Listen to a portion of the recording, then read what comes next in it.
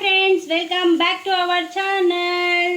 ఇవాళ మన స్పెషల్ వచ్చేసి బీరకాయ శనగపప్పు.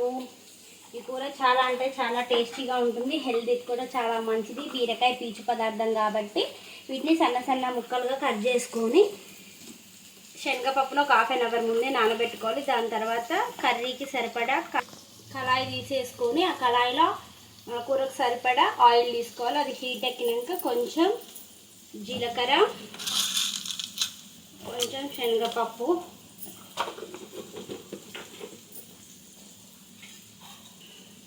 నెక్స్ట్ ఒక 2 పచ్చిమిర్చి, అవి వాటిని కొంచెం ఫ్రై అవ్వనివ్వాలి. ఇవి కొంచెం ఎర్రగా అయిపోయినాయి. ఇప్పుడు మనం ముందుగానే కట్ చేసి పెట్టుకున్న ఆనియన్ కూడా ఇందులో వేసేసుకోవాలి. కరివేపాకు,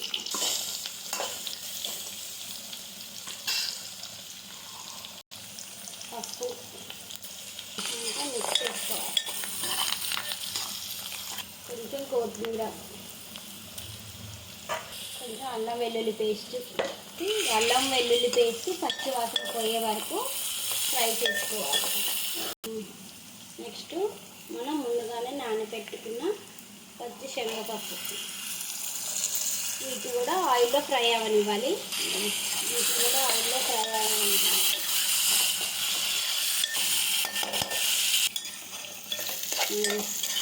ఫ్రై అయిపోయినాయి.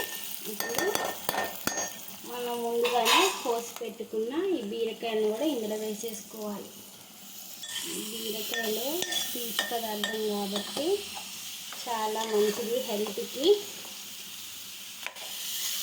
మొత్తం ఆయిల్లో కలిసే విధంగా ఒకసారి కలుపుకోవాలి. వేడి పెట్టుకొని మూత పెట్టి కొద్దిసేపు ఉండనివ్వండి.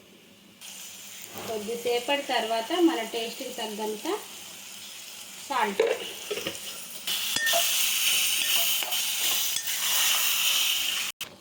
ఇదిగోండి ఫ్రెండ్స్, ఆయిల్ పైకి తేలిపోయింది అంటే మన బీరకాయ శనగపప్పు ఉడికిపోయినట్టే.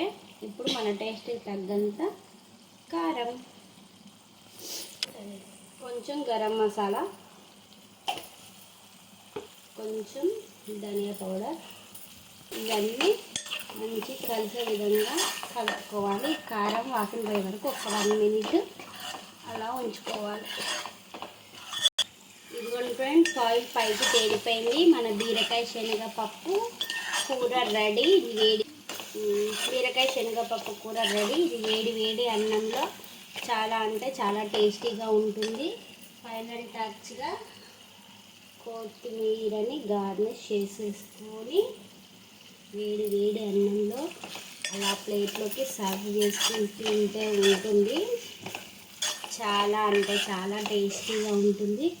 ఒకసారి ట్రై చేయండి ఫ్రెండ్స్, మీరు కూడా. ఓకే ఫ్రెండ్స్, నా ఛానల్ని లైక్ చేయండి, షేర్ చేయండి, సబ్స్క్రైబ్ చేయండి. Bye friends.